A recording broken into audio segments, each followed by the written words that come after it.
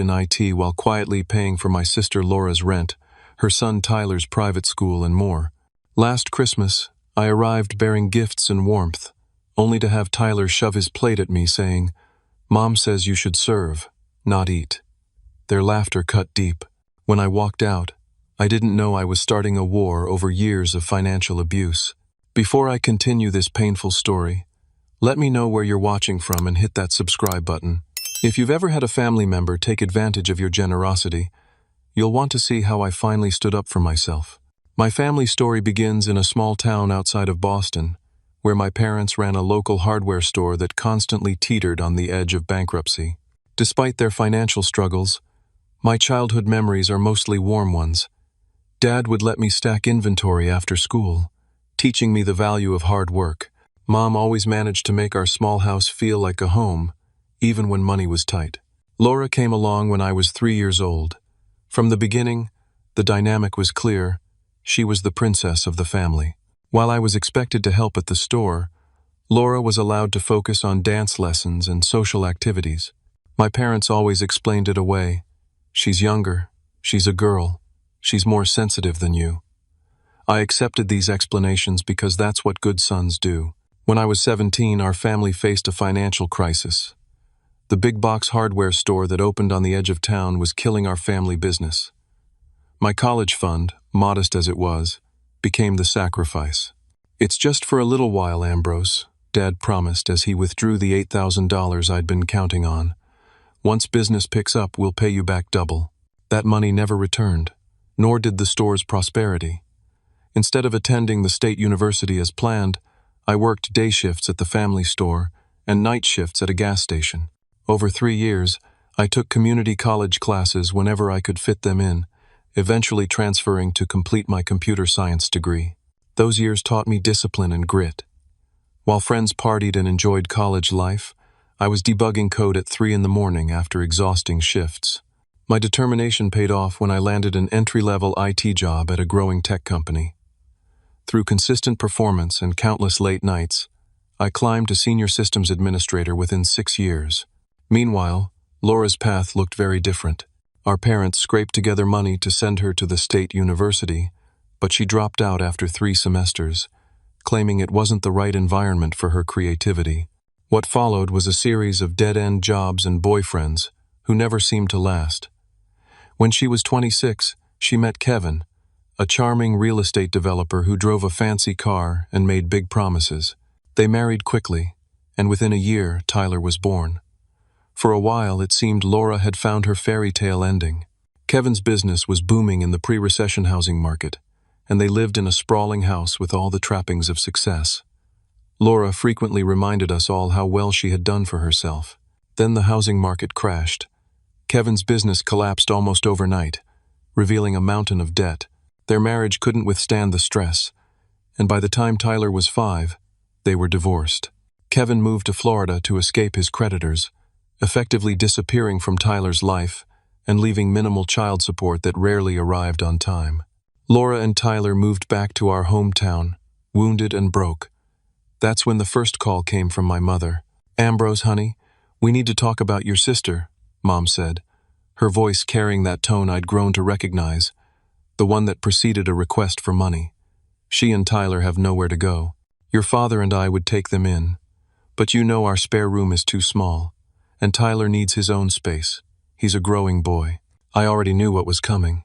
"What do you need, Mom?" "Laura found a nice 2-bedroom apartment, but she needs help with the security deposit and first month's rent, just until she gets back on her feet." That first request was for $2,000. I sent it the same day. I told myself it was temporary, just to help my sister through a crisis. I didn't know I was setting a precedent that would continue for years. The requests kept coming. Tyler's private school tuition because the public schools here just don't challenge him enough. Laura's car repairs. Medical bills not covered by insurance. Each time, my parents acted as intermediaries, assuring me that Laura was almost financially stable. 5 years passed this way. My monthly contributions to Laura and Tyler's life averaged around $1,500, money that never found its way into my retirement account or savings.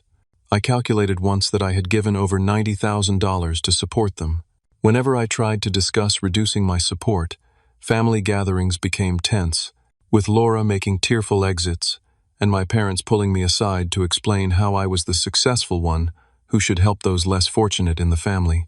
My girlfriend Melanie was the first person to name what was happening. We met at a tech conference 3 years ago, and her straightforward perspective was refreshing. "Ambrose, this isn't normal family support," she said after witnessing one of Laura's phone calls demanding money for Tyler's summer camp. "They're taking advantage of you. There's a difference between helping and enabling." I knew she was right, but family loyalty runs deep. The thought of cutting off my nephew from opportunities or seeing my sister struggle kept me writing checks. Still, Melanie's words planted a seed of resentment that grew each time Laura bought new designer clothes, while claiming she couldn't afford Tyler's school lunch program. Despite these tensions, I always looked forward to Christmas. It was the one time of year when family discord was set aside in favor of tradition and togetherness. Each year, I bought thoughtful gifts for everyone, especially Tyler. Last year it was the gaming console he had been begging for, even though Laura had told me not to spend too much on him, then complained when her gift card wasn't for the high-end boutique she preferred. This past Christmas, I was particularly excited. Melanie and I had been dating for 3 years, and I was planning to propose on New Year's Eve. I wanted my family to see how happy we were together. Looking back, I should have recognized the warning signs from previous holidays. Laura's backhanded compliments about my boring but stable job, Tyler's increasing sense of entitlement as he got older, but I wanted to believe in the magic of Christmas and the strength of family bonds. How naive I was. Christmas morning started with such promise. Melanie and I woke early in my apartment, exchanged our personal gifts, and then began preparing dishes for the family dinner. I made my famous garlic mashed potatoes while Melanie baked her grandmother's pecan pie. The kitchen filled with delicious smells and easy conversation as Christmas music played softly in the background. "Do you think Tyler will like the new laptop?" I asked Melanie, while wrapping the expensive gift I'd purchased for my now 11-year-old nephew. Between his private school and growing interest in computer programming, I thought it might nurture his potential. Melanie hesitated before answering. "It's very generous, Ambrose. Just don't expect too much gratitude. You know how he can be." I brushed off her concern. "It's Christmas. Everyone's nicer at Christmas." We arrived at my parents' house at 2 in the afternoon, arms loaded with gifts and food. Mom greeted us with hugs and exclamations over the pie. Dad helped carry things in, giving me a firm handshake that conveyed more affection than he typically expressed verbally. The house looked festive with the artificial tree Dad had bought on clearance years ago, now adorned with decades of collected ornaments. "Laura and Tyler should be here any minute," Mom said, checking her watch. "You know your sister, always running a bit late." 45 minutes later, we heard Laura's car pull into the driveway. Tyler burst through the door first, immediately asking if we had started opening presents yet. At 11 years old, he had his mother's blonde hair and his absent father's tall build, but the entitlement in his expression was entirely learned behavior. Laura followed, talking loudly on her phone about New Year's Eve plans at an exclusive restaurant I knew she couldn't afford. She held up a finger to silence any greetings until she finished her conversation. When she finally acknowledged us, she gave Melanie and me quick, perfunctory hugs. "Traffic was absolutely insane," she announced, though we all lived within 15 minutes of each other, and Tyler was impossible to get moving this morning. The gift exchange proceeded awkwardly. Tyler opened the laptop with minimal enthusiasm, immediately pointing out that it wasn't the exact model his friend Jacob had. "This one has less storage," he complained, setting it aside without a thank you. Laura examined her gift card to a mid-range department store with a tight smile. "This is practical. Thanks, I guess." When Tyler opened Melanie's thoughtful gift of coding books, he didn't even try to hide his disappointment. "Books? Seriously? Who gives books for Christmas?" "Tyler," I said gently, "those are to help with your programming interests. Melanie picked them specially for you." Laura jumped in before Tyler could respond. "He's just being honest, Ambrose. Not everyone gets excited about educational gifts." She turned to my girlfriend with a condescending smile. "Melanie, when you have children of your own someday, You'll understand what actually makes them happy." I saw Melanie's shoulders tense, but she maintained her composure. My mother quickly changed the subject, announcing it was time for dinner. The dining room table was set with Mom's best china and the silver flatware that came out only for special occasions. Dad sat at the head of the table, Mom at the foot. Laura and Tyler took one side, while Melanie and I sat across from them. The table was laden with traditional dishes: turkey, stuffing, cranberry sauce, and the sides Melanie and I had brought. Dad stood to offer a brief toast to family and another year together. May we all find happiness and success in the coming year. It was a generic holiday sentiment, but for a moment, as we all raised our glasses, I felt that familiar hope that this time things would be different. As the oldest son, I had always been given the responsibility of serving the food. It was a family tradition that I had never questioned. I stood and began filling plates, starting with my mother, then Laura and Tyler, my father, Melanie, and finally myself. I took care to give Tyler his favorite dark meat and extra mashed potatoes, just as he liked. Throughout the meal, Tyler's behavior grew increasingly disruptive. He complained about the turkey being dry, though it was perfectly cooked. He interrupted adult conversations with demands for attention. Laura did nothing to correct him, instead laughing at his rudeness, as if it were charming precociousness. Then came the moment that would change everything. As I reached for the gravy boat to add a little more to my potatoes, Tyler suddenly shoved his plate toward me, sending a splash of cranberry sauce onto the tablecloth. "I need more stuffing," he announced. "Mom says you should serve, not eat. That's your job." The table went silent for a second before erupting in laughter. Laura's was the loudest, a vindictive sound that held years of resentment. "Kids say the darndest things," she managed between laughs. My father chuckled uncomfortably. My mother put her hand to her mouth, giggling behind it. Only Melanie remained stone-faced, her eyes wide with disbelief. I sat there, fork suspended in midair, as the weight of Tyler's words sank in. This wasn't just a child's rudeness. This was a message, one that Laura had been carefully cultivating. In their eyes, I wasn't family. I was the help, the wallet, the servant.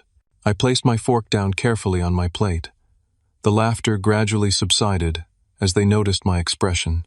"Ambrose," my mother started, "he's just a child. He doesn't mean anything by it." But the damage was done. I could feel something breaking inside me, not just my heart, but the chains of obligation that had bound me to this dynamic for years. Without a word, I stood up, placed my napkin beside my barely touched food, and walked to the coat closet in the hallway. Melanie followed immediately, concern etched on her face. "We're leaving?" she whispered. I nodded, unable to speak past the lump in my throat. "Good," she said firmly, reaching for her own coat. As we put on our outerwear, I heard Laura's voice from the dining room. "Oh, come on. Ambrose is being dramatic." Tyler was just joking around. We left without another word, the sound of the closing door cutting off whatever excuse my mother was beginning to formulate. The drive home was silent. Melanie reached over to hold my hand, offering wordless support. Christmas lights blurred through my unshed tears as we passed decorated houses with families inside who hopefully treated each other with more respect than mine had shown me. "You didn't deserve that," Melanie finally said as we pulled into my apartment complex. "None of it." I nodded, finding my voice at last. "I know." That night, I sat on my living room couch, staring at the small Christmas tree Melanie had helped me decorate. The colorful lights blinked in rhythmic patterns, but they brought none of the joy I'd associated with the holiday since childhood. Melanie had gone to bed early, sensing I needed space to process what had happened. My phone remained silent for hours. No apology calls, no concerned text messages, just silence that spoke volumes about my family's perspective on the incident. "They don't even think they did anything wrong," I said aloud to the empty room. Just before midnight, my phone finally chimed with a message. My heart lifted momentarily, hoping for an apology. Instead, I found a text from my mother that knocked the wind out of me. "You embarrassed us all with your behavior today. Stay away until you can apologize and act like family." I read the message 3 times, unable to believe what I was seeing. I was expected to apologize? For what? For not smiling while being humiliated? For leaving quietly instead of creating a scene? Melanie found me still staring at the phone. She must have heard me pacing and come to check. When I showed her the message, her expression hardened. "This is unbelievable," she said, sitting beside me. "They've completely twisted reality. You know that, right? This is what manipulative people do when they're called out. They flip the script and make you the villain." Her words crystallized something I'd been feeling, but couldn't articulate. For years, I'd been cast in a role I never auditioned for, the endless provider, the emotional punching bag, the one who could be mistreated without consequences. "I'm done," I whispered. Then, with more conviction, "I'm done." Melanie squeezed my hand. "What are you going to do?" I took a deep breath and typed a response I'd been holding back for years. "Sure. The payments stay away too." My thumb hovered over the send button for a long moment before pressing down. There was no going back now. Within minutes, my phone exploded with activity. First came a call from Laura, which I declined. Then another, and another. My parents' numbers followed in quick succession. Text messages began flooding in, first angry, then panicked as my meaning sank in. "Laura, what the hell is that supposed to mean? Laura, you can't do this to us. Laura, answer your phone. Mom, Ambrose, call me immediately. Mom, you're overreacting. Mom, think about Tyler. He's just a child. Dad, son, let's talk about this like adults." The barrage continued, but I turned off my phone and placed it face down on the coffee table. For the first time in years, I would sleep without being accessible to their demands. Morning brought no clarity, just exhaustion and a dull headache. When I finally turned my phone back on, I had 27 missed calls and 43 text messages. Scrolling through them revealed an evolution in tone, from indignation to disbelief to the beginning stages of bargaining. Laura's latest messages were frantic. "Rent is due in 3 days. You know I don't have all of it. Tyler will lose his spot at Westbrook if tuition isn't paid by the 5th. Are you really going to punish a child for something I said?" My parents had shifted strategies as well. "Mom, I know you're upset, but family helps family. That's what we've always done. Dad, let's sit down and work out a reasonable arrangement. No need for extreme measures." Melanie read some of the messages over my shoulder and shook her head. "Notice there's still no apology anywhere, just panic that the gravy train is stopping." She was right. Not one message acknowledged how I'd been treated or showed remorse for the years of taking advantage. It was all about what they would lose without my financial support. I spent that day drafting and redrafting a longer response, trying to find the right words to establish boundaries without burning bridges completely. In the end, I sent a simple message to my parents only. "I need some time. I'll reach out when I'm ready to talk." I blocked Laura's number entirely, unable to face more of her manipulative tactics. 3 days passed in blessed silence. I returned to work after the holiday break, trying to focus on normal life. On the 4th day, as I was walking through the office parking lot toward the building entrance, I heard someone call my name. Laura was leaning against my car, arms crossed, face set in the expression I recognized from childhood whenever she didn't get her way. My stomach dropped. "You're ignoring me," she said accusingly as I approached. "Very mature. I'm going to work, Laura. This isn't the place." "Where is the place, then? You won't answer my calls. You won't respond to texts. Meanwhile, I'm about to be evicted, and Tyler's school is threatening to give away his spot." Several colleagues walked past, poorly disguising their interest in our conversation. I lowered my voice. "I told Mom and Dad I need time. That includes you." Her voice rose to ensure others could hear. "Time for what? To abandon your family? To punish a child because your feelings got hurt over a little joke?" "It wasn't a joke," I said firmly, meeting her gaze directly. "And it wasn't just about Christmas. It's about years of taking and taking without appreciation or respect. So, this is about gratitude? You want us to grovel because you help out sometimes? Is that what family means to you, keeping score?" A small crowd of coworkers had gathered at a discreet distance, witnessing my personal life unravel in the professional space I'd always kept separate from family drama. "This conversation is over, Laura. I have to go to work." As I tried to move past her, she grabbed my arm. "You've turned into a real jerk, you know that? Wait until I tell Mom and Dad how you're treating me. They always said I was the one with the big heart in the family. Now everyone will see it." I gently removed her hand from my arm. "Tell them whatever you want. It changes nothing." As I walked away, she called after me. "You'll regret this, Ambrose. Family is forever, and you're throwing it away over nothing." I didn't turn back, but her words followed me throughout the day. Was I overreacting?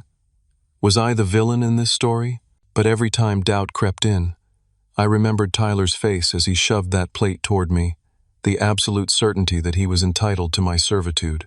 I remembered the laughter, the years of financial drain, the way my needs always came last. No, I wasn't overreacting. I was finally reacting appropriately to years of mistreatment. Morning brought no clarity, just exhaustion and a dull headache. When I finally turned my phone back on, I had 27 missed calls and 43 text messages. Scrolling through them revealed an evolution in tone, from indignation to disbelief to the beginning stages of bargaining. Melanie remained my rock, neither pushing me to reconcile nor encouraging permanent estrangement. "Whatever you decide, I support you," she said.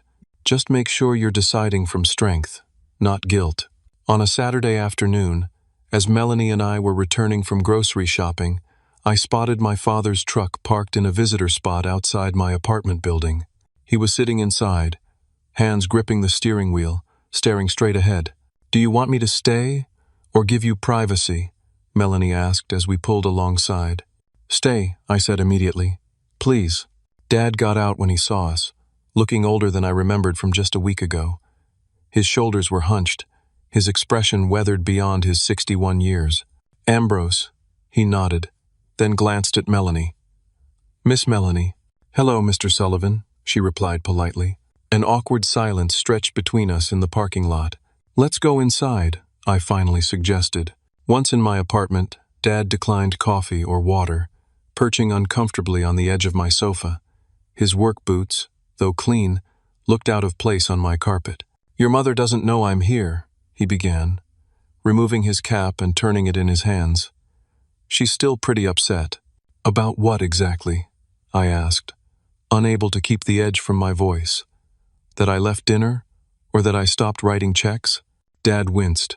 "That's not fair, son, isn't it? Because from where I'm sitting, the only time my family gets truly upset with me is when I stop providing something they want." Dad's face flushed, but then something unexpected happened. Instead of defending himself or my mother, his expression crumpled. "I found something," he said, reaching into his jacket pocket. He pulled out several folded sheets of paper. Bank statements, Laura's. Confused, I took the papers he offered. As I unfolded them, Melanie moved closer to look over my shoulder. "Where did you get these?" I asked. She left her laptop open at our house. After everything that happened, I got suspicious. Started looking around. He looked down at his hands. "Never thought I'd be the kind of father who snoops through his daughter's things. But here we are." I scanned the statements, at first not understanding what I was seeing. Then patterns emerged. Regular deposits of varying amounts, many matching the exact sums I had given for specific expenses. But the withdrawals told a different story. "She spent Tyler's tuition money on a spa weekend?" I said incredulously, pointing to a series of charges. Dad nodded grimly. "And that money for his dental work went to designer purses. There's more. Keep looking." Page after page revealed a pattern of deception. Laura had been using the money I provided for her and Tyler's necessities on luxury items, vacations, expensive restaurants, and clothing. Meanwhile, she had been telling our parents that I was giving her far less than the actual amounts, claiming she was struggling to make ends meet on the pittance her brother provided. "She told us Tyler has learning disabilities that require special programs," Dad said, his voice hollow. "Said you refused to help with those costs, so she was working 2 jobs to cover them. Your mother and I have been helping with groceries and utilities, because Laura said you only paid part of the rent and none of the other expenses." The betrayal hit me in waves. Not just Laura's lies, but my parents' willingness to believe the worst of me. "And you never thought to ask me about any of this?" I asked. "You just assumed I was shortchanging my sister and nephew?" Dad had the grace to look ashamed. Laura always had a way of telling stories that made sense at the time. "Said you made her promise not to tell us how little you were actually helping, that you were trying to look generous to the family while actually being tight-fisted. And that sounded like me to you?" My voice cracked on the question. Dad couldn't meet my eyes. She had explanations for everything. Said you resented her for having a child when you didn't. Said you were saving for a big house with Melanie and didn't want to waste money on family. Melanie made a small sound of disbelief beside me. "The worst part," Dad continued, "is that we gave her money too. Not as much as you, we don't have it, but enough that it hurt our retirement savings.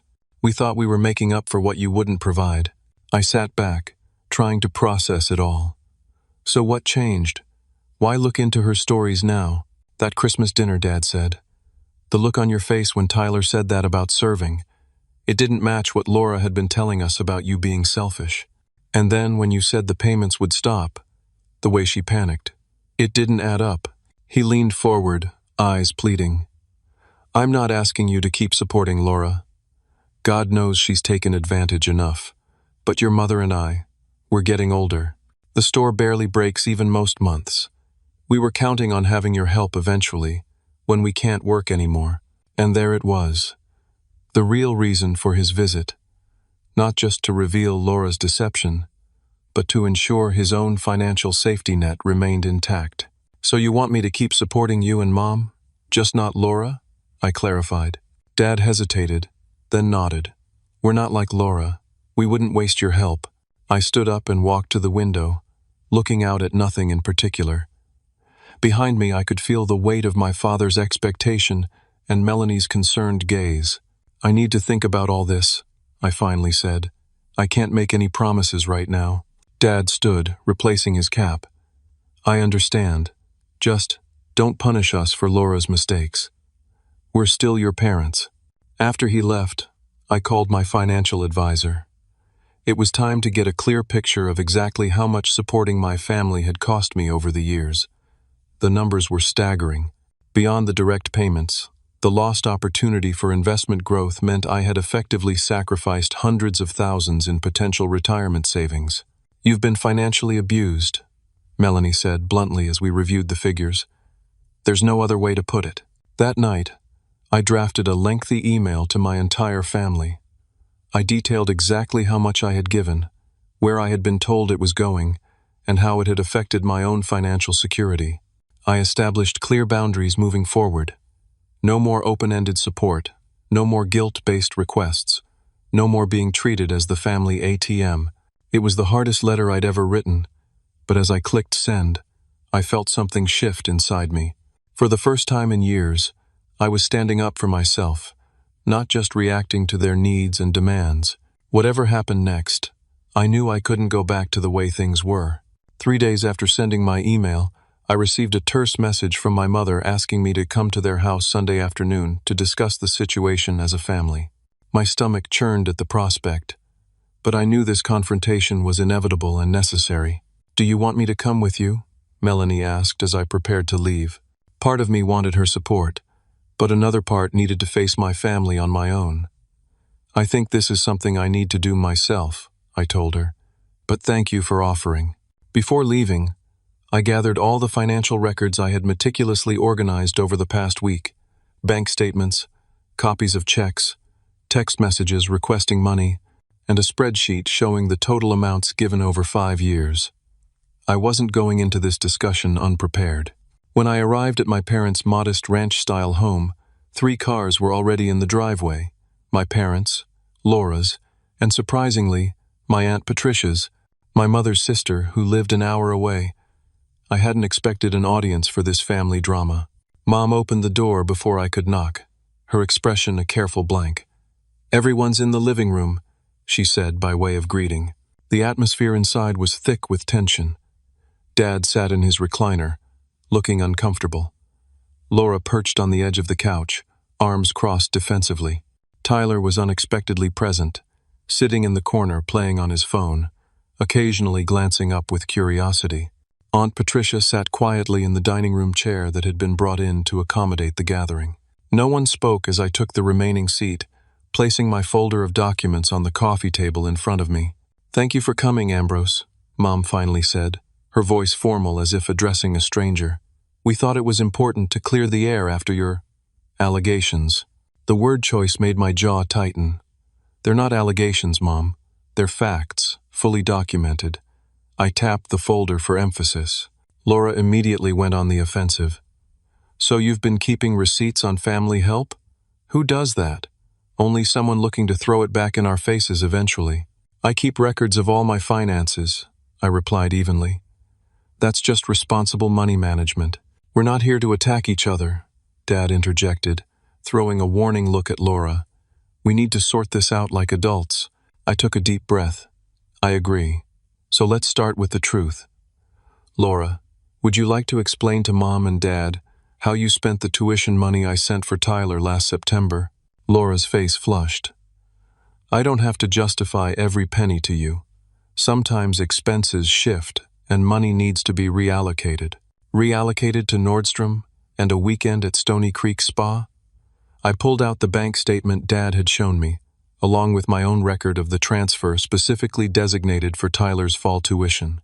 Mom gasped softly, looking between Laura and the documents. "You don't understand the pressure I'm under as a single mother," Laura snapped. "Sometimes I need self-care to be a good parent. Tyler doesn't mind public school anyway." From the corner, Tyler's head shot up. "What? You said Westbrook had a fire and had to close for renovations. You said that's why I had to change schools." The room fell silent as we all absorbed this new revelation. Laura had been lying not just to us, but to her own son.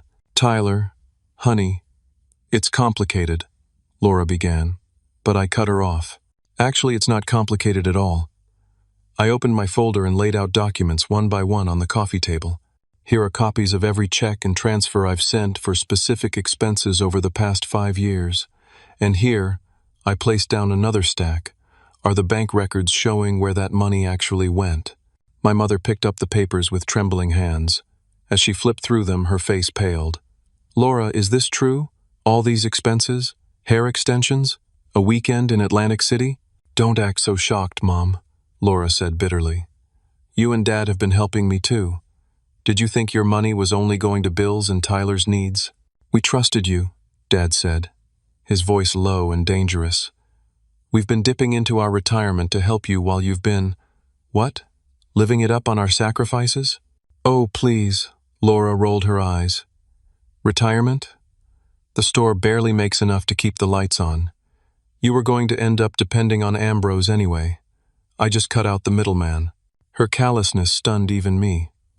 Tyler had abandoned his phone entirely now, watching the adults with wide eyes as his mother's deceptions unraveled. Aunt Patricia, who had remained silent until now, spoke up. "Laura, do you hear yourself? Your brother and parents have been supporting you for years, and you're acting entitled to their money rather than grateful for their help." "Stay out of this, Aunt Pat," Laura snapped. "You don't know anything about my situation." "I know enough," Patricia replied calmly. "I know your brother has been paying your rent while you buy designer clothes. I know your parents have been helping with utilities while you take spa weekends. The question is, when were you planning to stand on your own 2 feet? Laura stood up, face flushed with anger. "I don't have to listen to this. Come on, Tyler, we're leaving." "Sit down," Dad commanded in a tone I hadn't heard since childhood. "You don't get to walk away from this." To my surprise, Laura complied, sinking back onto the couch. "Ambrose," my mother said, still looking through the financial records, "these amounts. I had no idea. Laura told us you were giving her a few $100s here and there, not this." She pointed to the total at the bottom of my spreadsheet, her finger resting on the 6-figure sum. "I trusted that the money was going where I was told it would go," I said quietly. "For Tyler's education, for their housing, for necessities." "It was all for necessities," Laura insisted. "Just because you don't understand what it takes to raise a child doesn't mean you get to judge how I spend money." "Mom," Tyler's small voice cut through the tension. He had moved from his corner to stand near the coffee table, eyes fixed on the financial documents. "Is that true?" Uncle Ambrose has been paying for everything? Laura reached for him. Tyler, honey, it's complicated. Adults help each other out. Tyler stepped away from her grasp. But you said Uncle Ambrose was stingy. You said he only helped a little bit because he had to, not because he wanted to. The look of betrayal on Tyler's face was heartbreaking. Whatever Laura's faults, she was still his mother, and seeing her exposed as a liar was clearly devastating to him. Tyler, I said gently, the money isn't important. What matters is that we're family, and family should treat each other with respect. Like the respect you showed walking out of Christmas dinner? Laura countered. Dad slammed his hand down on the armrest of his chair. Enough, Laura.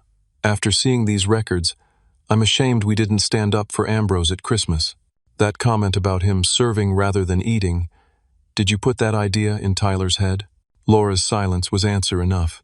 I want to know, I said, addressing my parents directly, how you could believe I was being stingy when I've been sending substantial amounts every month for years. Did you really think so little of me? Mom had the grace to look ashamed. Laura can be convincing. She'd tell us you had refused to help with something important, and we'd give her money thinking we were filling gaps you wouldn't cover. I never thought to verify her stories. And that text on Christmas night? I pressed, telling me to stay away until I could apologize. I was upset, Mom admitted. Laura was crying, saying you'd humiliated her in front of everyone by walking out. I reacted without thinking.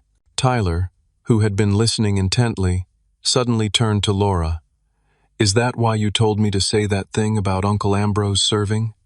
You said it would be a funny joke everyone would laugh at. Laura grabbed his arm. That's enough, Tyler. We're going home. No. Tyler pulled away, tears in his eyes. You lied to me. You made me be mean to Uncle Ambrose on purpose. Laura stood abruptly. I don't have to take this. You're all ganging up on me because I'm the only one brave enough to ask for what I need instead of suffering in silence. What you need versus what you want seem to be very different things, Aunt Patricia observed. Tyler, we're leaving. Now. Laura's voice left no room for argument. Tyler looked torn, glancing between his mother and the rest of the family. At 11 years old, he was old enough to understand something significant was happening but too young to fully grasp the years of manipulation and financial abuse being exposed. Can I come back later? He asked quietly, looking at my father. Before Dad could answer, Laura grabbed her purse and Tyler's arm. Don't you dare turn my son against me, she hissed at the room in general. This isn't over. The door slammed behind them, leaving a heavy silence in the living room. Mom was quietly crying. Dad looked shell-shocked. Aunt Patricia simply shook her head in disappointment. I'm sorry, Ambrose, Mom finally said. We should have trusted you more and Laura less. It wasn't enough, not nearly enough to make up for years of being taken advantage of while being painted as the villain, but it was a start.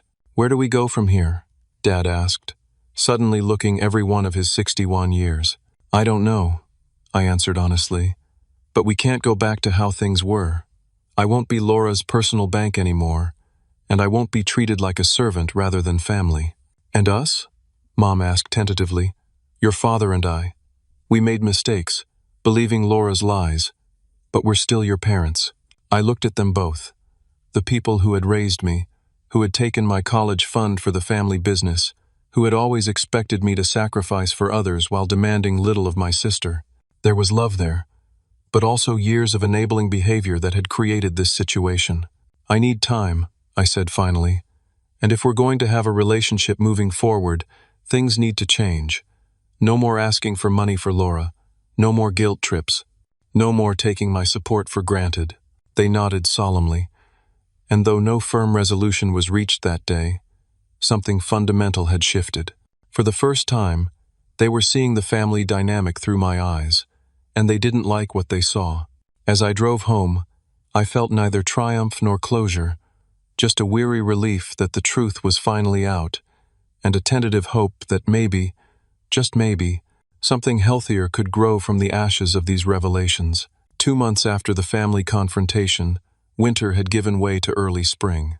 The emotional landscape had changed as dramatically as the physical one, with new boundaries taking root like the first green shoots pushing through thawed soil. I had started seeing a therapist, Dr. Marissa Jenkins, who specialized in family dynamics and financial abuse. Our weekly sessions helped me understand that what I'd experienced wasn't normal family support but systematic exploitation of my sense of obligation. Generosity should never be expected or demanded, she reminded me during one particularly difficult session. It should be freely given and gratefully received. Melanie and I had grown closer through the ordeal. Her unwavering support and clear perspective helped anchor me when guilt or uncertainty threatened my resolve. We were talking seriously about our future together, with plans for me to officially propose once I felt I had regained my financial and emotional footing. My contact with my parents had been limited to weekly phone calls, a boundary I established to give myself space while not cutting them off entirely. These conversations were stilted at first, but gradually became more natural as we carefully navigated our new relationship. Laura's situation had deteriorated rapidly without my financial support. Within weeks of our confrontation, she had been forced to downsize to a one-bedroom apartment in a less desirable neighborhood, with Tyler sleeping on a pull-out couch in the living room. His private school had indeed given away his spot when tuition wasn't paid, and he was now attending the local public middle school. Through my parents, I heard about Laura's escalating financial crisis. She had maxed out credit cards, taken out high-interest loans, and was now facing the consequences of years of financial irresponsibility. Part of me felt guilty, but Dr. Jenkins helped me recognize that these were natural consequences of Laura's own choices, not punishment I was inflicting. "Your sister is an adult who made decisions," she reminded me. "You didn't create this situation by stopping your support. She created it by becoming dependent on it and misusing it." Laura had taken to spreading her version of events throughout the extended family. According to my cousin Drew, she was telling anyone who would listen that I had abandoned her and Tyler out of petty revenge for a child's innocent comment. Some relatives believed her, sending me disappointed messages about family loyalty. Others, who had witnessed Laura's entitled behavior over the years, were more skeptical. The most surprising ally emerged in Aunt Patricia, who had been present at the confrontation. She had apparently seen similar dynamics play out in her own family and recognized the pattern immediately. She began quietly countering Laura's narrative, sharing the truth about the financial records and Laura's deceptions. "Some people will believe what they want to believe," Aunt Patricia told me during a rare lunch meeting, "but those who matter will see the truth eventually." My parents struggled with reduced contact with Tyler, who had always been the center of their grandparental affection. Mom would sometimes end our weekly calls in tears after mentioning that Laura was using Tyler as leverage, allowing visits only when they provided gifts or money. "We made so many mistakes," Dad admitted during one call. "With both of you, but especially with Laura. We never taught her to stand on her own." "It's not too late," I suggested carefully. "She needs to learn independence now more than ever." "We're trying," he said. "It's harder than we thought. She knows exactly which buttons to push." They began asking my advice on handling Laura's constant requests, a reversal of roles that felt both strange and validating. I suggested they consult with a financial advisor about protecting their retirement funds and establishing clear boundaries with Laura. To my surprise, they actually followed through, meeting with a professional who helped them create a sustainable plan that didn't involve draining their savings to support Laura's lifestyle. Freed from the financial and emotional drain of supporting my sister, I found unexpected growth in my career. The reduced stress and increased focus led to a promotion at work, ironically improving my financial situation just as I had stopped sharing it with Laura.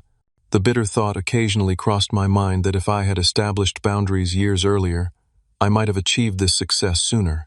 3 months after Christmas, my parents invited Melanie and me for dinner, the first family meal since the disastrous holiday. Laura was notably absent, having refused the invitation when she learned I would be there. The dinner was awkward but civil. Mom had prepared my favorite lasagna, a peace offering of sorts. Dad opened a bottle of good wine he'd been saving for a special occasion. We carefully avoided contentious topics, sticking to safe subjects like Melanie's work project and Dad's garden plans for spring. As we were preparing to leave, the doorbell rang. Mom answered it to find Tyler standing alone on the porch, out of breath and red-faced. "I rode my bike," he explained, glancing nervously behind him. Mom doesn't know I'm here. My parents quickly ushered him inside, concerned about his unsupervised 3-mile journey. Tyler, honey, does your mother know where you are? Mom asked, already reaching for her phone. Please don't call her yet, Tyler begged. I just wanted to see Uncle Ambrose before he left. I was touched and confused by this unexpected visit. Tyler and I had always had a decent relationship, but we'd never been particularly close. The Christmas incident and subsequent family drama had seemingly created distance between us. What's up, buddy? I asked, kneeling slightly to meet his eye level, though at 11 he was already growing tall. Tyler fidgeted with his jacket zipper.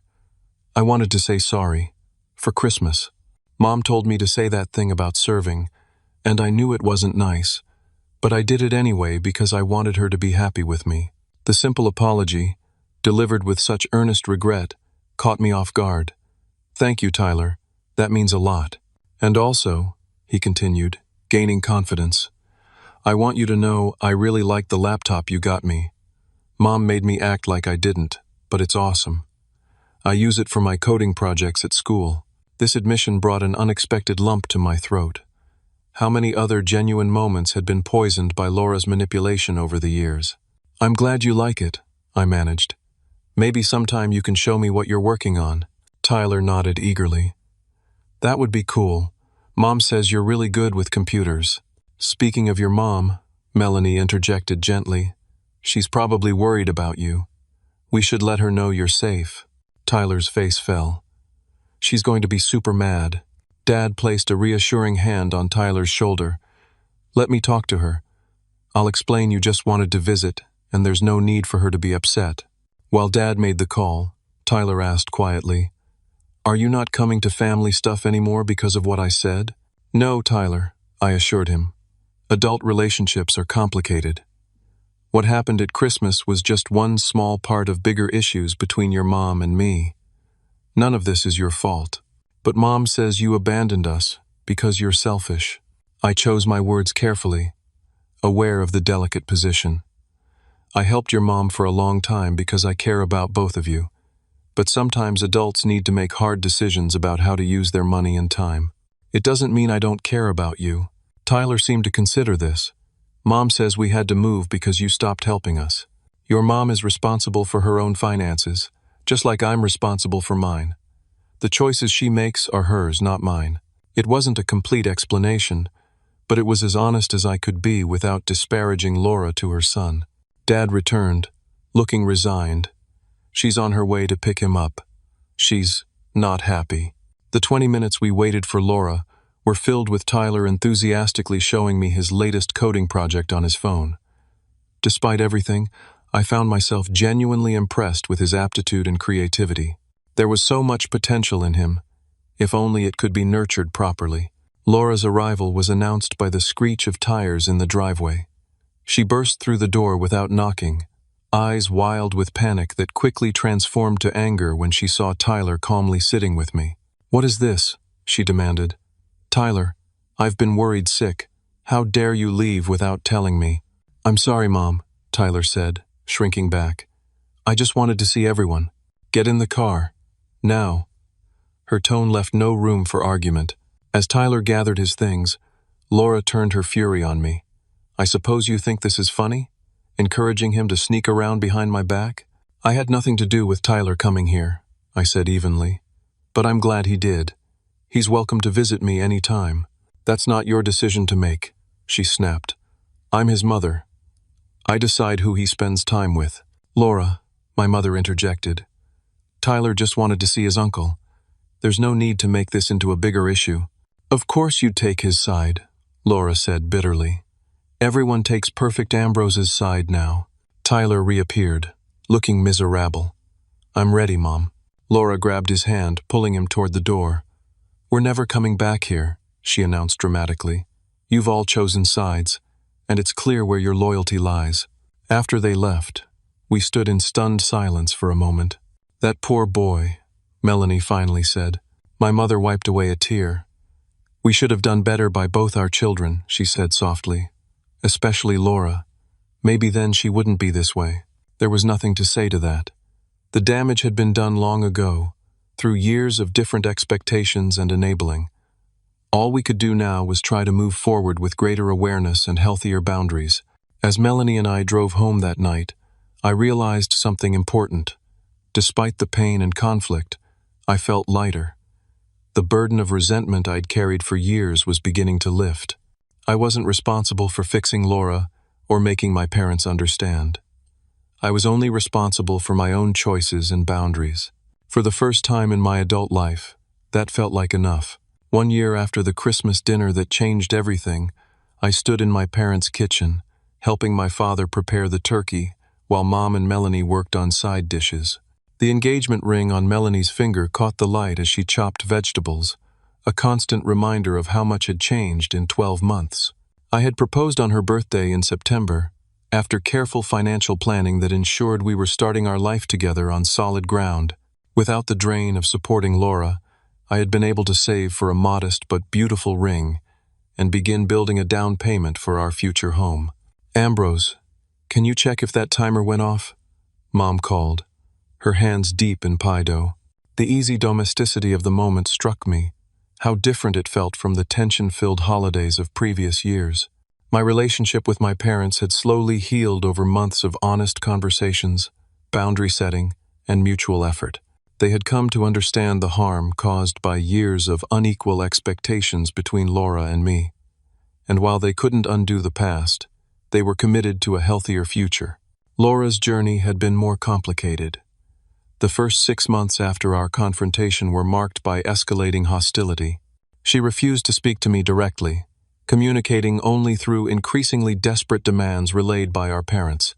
When it became clear that my boundaries were firm, her anger had gradually given way to a grudging acceptance of her new financial reality. Necessity proved to be an effective teacher. By summer, Laura had secured a full-time administrative position at a local insurance office, her first stable employment in years. She complained constantly about the work, the pay, and the indignity of having a boss, but she showed up every day and gradually began rebuilding her financial independence. Tyler had perhaps shown the most remarkable growth. After initial struggles adjusting to public school, he had found his niche in the computer science club and made genuine friends who shared his interests rather than his mother's perceived status.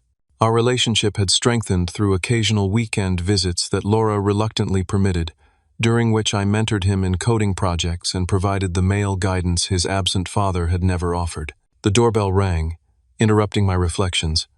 Mom wiped her hands on her apron, looking nervous. That must be them. This would be the first time Laura had agreed to attend a family gathering where I was present since last Christmas. The negotiations to make this happen had been delicate, with my parents serving as diplomats between warring factions. In the end, Laura had accepted on the condition that there would be no discussion of financial matters during dinner. Dad opened the door, his voice carrying down the hall. "Merry Christmas. Come in, come in." Tyler entered first, now 12, and noticeably taller than last year. "Hi, Grandpa. Merry Christmas." He spotted me in the kitchen doorway. "Uncle Ambrose." His genuine enthusiasm as he rushed to show me his newest app project on his phone warmed my heart. Laura followed more slowly, her expression guarded, but not overtly hostile. She nodded a curt greeting in my direction before embracing our mother. "The house looks nice," she offered, a small olive branch. Dinner preparations continued with everyone finding their roles. Laura helped set the table while Tyler assisted Dad with carrying dishes. Melanie and I exchanged glances across the kitchen, silent communication passing between us. So far, so good. When we finally gathered around the table, Dad stood for his traditional toast. "To family," he said simply, raising his glass, "and to new beginnings." We all raised our glasses, even Laura, though her smile remained tight. As we began passing dishes, an unexpected moment of tension arose when the mashed potatoes reached Laura at the same time as the gravy boat reached me. There was a brief, awkward pause as everyone remembered last year's catastrophic comment about serving. Then Tyler, with timing that could not have been coached, took the serving spoon from his mother and turned to me. "Uncle Ambrose, would you like me to serve you first? You made these, right?" The simple gesture, so clearly intended to right a past wrong, brought a lump to my throat. "Thank you, Tyler. That's very thoughtful." As Tyler carefully spooned potatoes onto my plate, I caught Laura watching him with an unreadable expression. When he finished and turned to her, she squeezed his shoulder gently, a silent acknowledgement of his kindness. The meal progressed with cautious conversation. We discussed safe topics: Tyler's school projects, Dad's woodworking hobby, Melanie's and my wedding plans for the coming spring. Laura spoke little, but listened attentively, occasionally offering brief comments or questions that suggested she was making an effort to engage. After dinner, as we moved to the living room for gift exchange, Mom pulled me aside. "Your sister's been seeing a therapist," she whispered. "Has been for a few months now. She didn't want me to tell you, but I thought you should know she's trying." This unexpected information shifted something in my perception of Laura. The sister I knew would have considered therapy beneath her, a sign of weakness rather than strength. That she was seeking help suggested a level of self-awareness I hadn't given her credit for. The gift exchange was modest compared to previous years. We had all agreed to focus on thoughtfulness rather than extravagance. I had carefully selected books related to Tyler's coding interests, along with a subscription to an online programming course. For Laura, after much deliberation, I had chosen a professional portfolio and planner, a practical acknowledgement of her new working life. When Laura opened her gift, she examined it silently for a long moment.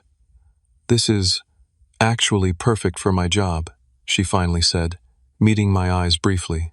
"Thank you." It wasn't effusive gratitude, but from Laura, it was significant progress. Her gift to me was equally telling, a simple framed photograph of Tyler and me from a recent weekend visit, caught in a moment of laughter as we worked on a project together. The frame bore a small engraved plate, "Family Bonds." I looked up in surprise to find Laura watching me uncertainly. "Tyler picked out the frame," she said, deflecting credit, "but I thought you might like the picture." "I do," I assured her, genuinely touched. "Very much." As the evening wound down, Laura approached me while the others were distracted with dessert preparations. "Can we talk outside for a minute?"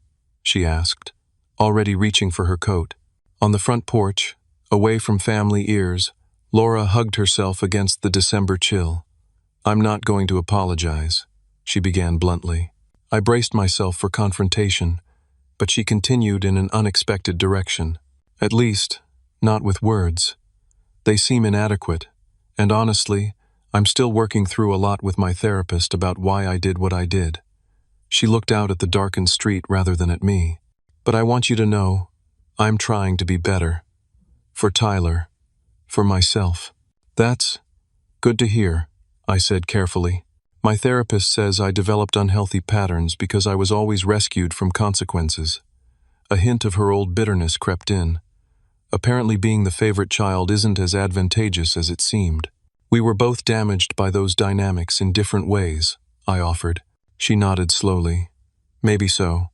After a pause, she added, "Tyler really looks up to you, you know. He talks about you all the time.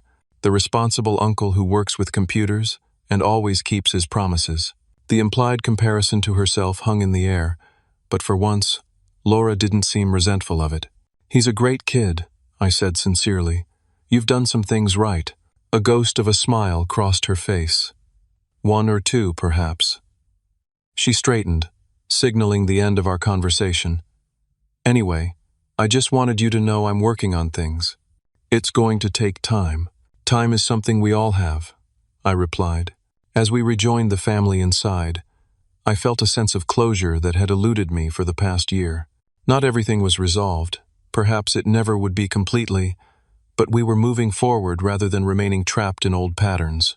Later that evening, as Melanie and I drove home, she asked, "How are you feeling about everything?" I considered the question carefully. "Hopeful, I think. Not naive, but hopeful." "That's a good place to be," she agreed, squeezing my hand. The past year had taught me painful but necessary lessons about family, boundaries, and self-respect. I had learned that true family support flows from love, not obligation. That healthy boundaries aren't selfish but essential. That standing up for yourself doesn't mean abandoning others, just refusing to be abandoned yourself.